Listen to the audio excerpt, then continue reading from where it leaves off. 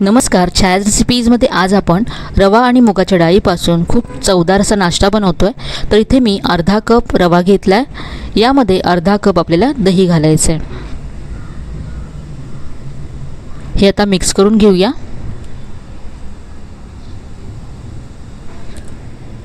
Mix केल्यानंतर यामध्ये आपल्याला पाणी घालायचं आहे। तर दह्याच्याच कपामध्ये मी 2 चमचे पाणी घेतलं आणि ते यामध्ये घातलं।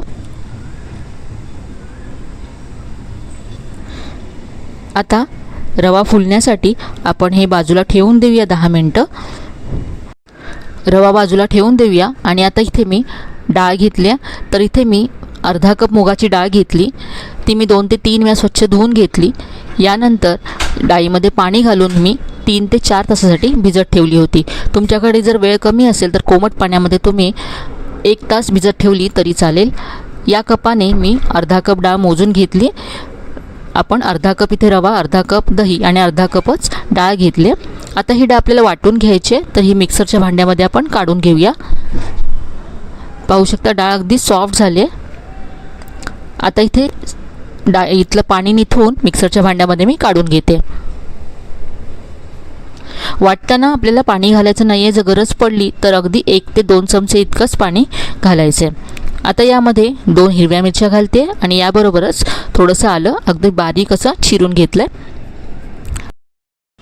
आता ही डाळ आपल्याला वाटून घ्यायची आहे। तर इथे पहा अगदी बारीक केलेली नाही आहे, थोडीशी रवाळ अशी ही डाळ वाटून घेतली आहे। ही डाळ आता रव्यामध्येच आपण काढून घेऊया।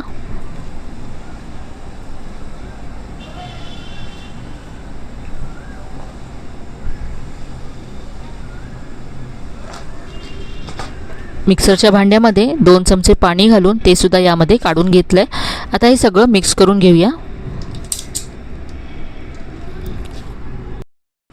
मिक्स केल्यानंतर हे मिश्रण मला थोडंसं घट्ट वाटतंय, तर यामध्ये मी आणखी 2 चमचे पाणी घालते। मिक्स करून घेऊया। तर याची कन्सिस्टन्सी तुम्ही पाहू शकता, हे असं आपल्याला हवं आहे।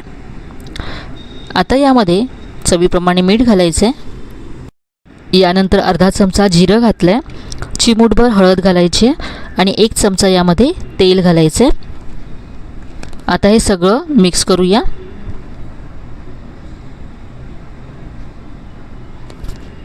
सगळं छान असं एकजीव करून घेतलं। आता या सगळ्या पिठाचा मी एकत्र नाश्ता बनवणार नाही आहे, म्हणून मी हे 2 भागामध्ये डिवाइड करून घेते। तर अर्धं पीठ मी ह्या बाउलमध्ये काढून घेतलं।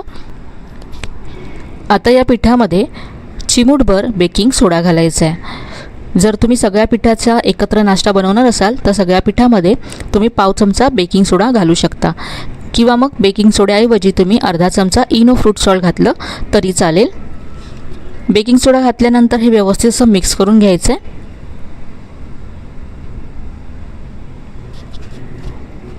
आता इथे मी एक प्लेट घेतली, या प्लेटला तेलाने ग्रीस करून घ्यायचं आहे।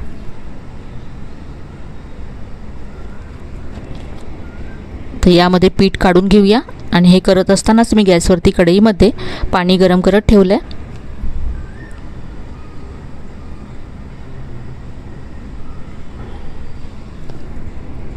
तर या कढईमध्ये पहा, पाण्यामध्ये मी एक स्टँड उलटा करून ठेवला आहे, त्यावरती ही पिठाची प्लेट ठेवायची आणि आता झाकण ठेवायचं आहे आणि 8 ते 10 मिनटं आपल्याला हे वाफवून घ्यायचं आहे। गॅसची फ्लेम मीडियम ठेवायची आहे। तर इथे पहा 10 मिनटं झालेत आणि हे तयार झालं आहे का पाहूया। तशी सुरी पहा सेंटरला घातली, मी सुरी क्लीन आली आहे, म्हणजे हे आतपर्यंत शिजलं गेलं आहे। गॅस बंद करायचा आहे आणि थंड करून घ्यायचं आहे। तर हे पूर्ण थंड झालं आहे, काढून घेऊया। तर याचे आता पीसेस करून घेऊया। तर अगदी छोटे छोटे असे मी पीसेस करून घेते, कारण याला मी फोडणी देणार आहे। तुम्ही जर ढोकळ्याप्रमाणे हे सर्व करणार असाल तर मोठे मोठे पीस केले तरी चालेल।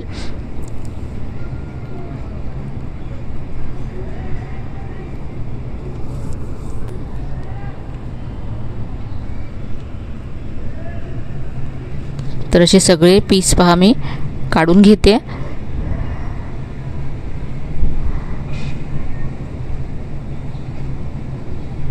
अगदी जाळीदार असा हा नाश्ता तयार झाला आहे। इथे सगळे पीस काढून घेतलेत। आता आपण याला फोडणी देऊया।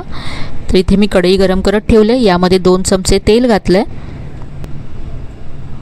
तेल गरम झालं की यामध्ये अर्धा चमचा मोहरी घालायची आहे. यानंतर अर्धा चमचा जिरं घातलं आहे. भरपूर कढीपत्ता घालायचा आहे. चिमूटभर हिंग घालायचं आहे. यानंतर इथे मी 1 मोठा चमचा शेंगदाणे घेतलेत. शेंगदाणे भाजून घ्यायचे. शेंगदाणे भाजल्यानंतर यामध्ये भाज्या घालायच्यात. तर इथे मी शिमला मिरची, टोमॅटो आणि कांदा असं उभा चिरून घेतला आहे. सगळं घालायचं यामध्ये. परतून घेऊया. भाज्या सॉफ्ट होईपर्यंत परतून घ्यायचं आहे.